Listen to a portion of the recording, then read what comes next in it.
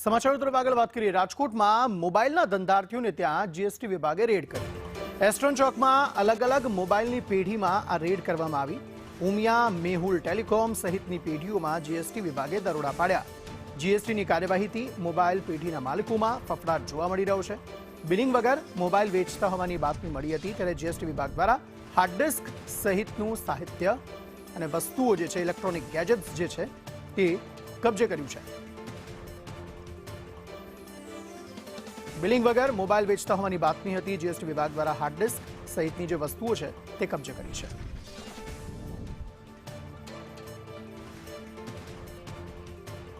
સમગ્ર મામલે વધુ માહિતી સાથે દિવ્યેશ જોડાયા છે। દિવ્યેશ, શું કાર્યવાહી અત્યારે જીએસટી વિભાગની ત્યાં થઈ રહી છે અને ખાસ કરીને જે ઇલેક્ટ્રોનિક સામાન વેચતા જે વેપારીઓ છે તેમનામાં ફફડાટ જોવા મળી રહ્યો છે આ મામલે?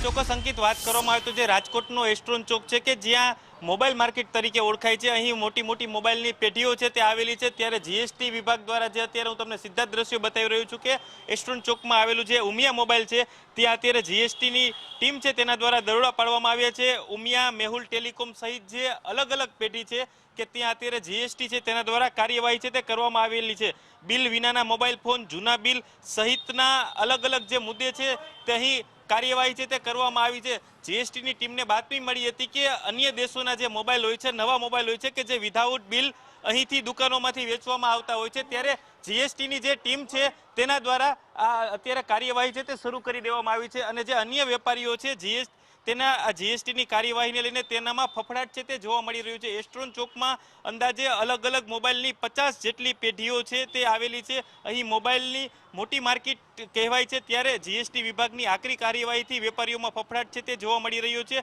અને જીએસટીની ટીમ છે તેના દ્વારા જે અત્યારે ઉમિયા મોબાઈલ છે, મેહુલ ટેલિકોમ છે તેની હાર્ડ ડિસ્ક સહિતના જે સંસાધનો છે તે કબજે કરવામાં આવ્યા છે, કેમ કે જે આ પેઢીઓ છે તેના દ્વારા વિદેશી મોબાઈલ છે તે વિધાઉટ બિલ વેચવામાં આવતા હોવાની બાતમી છે તે જીએસટી વિભાગને મળી હતી। ત્યારે જીએસટી વિભાગ દ્વારા પોલીસને સાથે રાખીને અત્યારે ચેકિંગની કાર્યવાહી છે તે કરવામાં આવી રહી છે। અંકિત, હાલના સમય સુધી કોઈ વસ્તુ સામે આવી છે ખરી દિવ્યેશ? કોઈ વેપારી સાથે આપની વાત થઈ અથવા તો એ કોઈ અધિકારી તેમની સાથે આપની વાત થઈ? કોઈ જીએસટીમાં ઘપલો કોઈ સામે આવ્યો છે ખરો આ સમગ્ર મામલામાં? ચોક્કસ અંકિત, હું તમને સીધા જ દ્રશ્ય બતાવીશ કે જે આ ઉમિયા ટેલિકોમ છે, તમે સીધા દ્રશ્યો જોઈ શકો છો કે અહીં પોલીસનો સ્ટાફ તૈનાત રાખવામાં આવ્યો છે અને જે જીએસટી ઓફિસરો છે તેના દ્વારા કાર્યવાહી કરવામાં આવી છે। તમે સીધા જ આ દ્રશ્યો જોઈ શકો છો કે અહીં ચેકિંગની કાર્યવાહી છે। હજુ સુધી કેટલી જીએસટી ચોરી થઈ છે તે હજુ સામે નથી આવ્યું, ચોક્કસ આંકડો સામે નથી આવ્યો, પરંતુ પોલીસને સાથે રાખીને જીએસટી વિભાગ છે તેના દ્વારા તપાસ છે તે શરૂ કરવામાં આવી છે। અને જે સ્ટાફ છે તેની પણ પૂછપરછ ચાલુ હતી। આપણે સ્ટાફને પૂછવાની ટ્રાય કરશી। શું કહેશો, શેની કાર્યવાહી હતી અંદર? ચોક્કસ શું કહેશો, શું શેની કાર્યવાહી હાલતી હતી ભાઈ?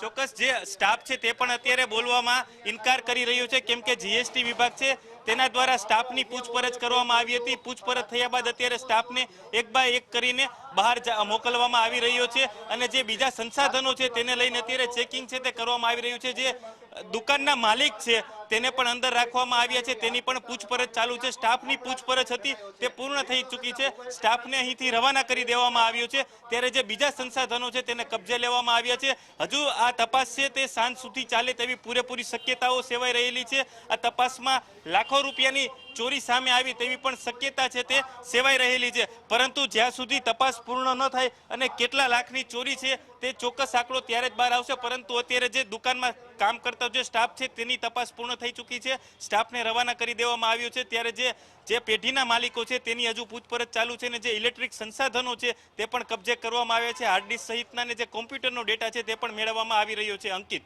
આભાર સમગ્ર માહિતી આપવા માટે।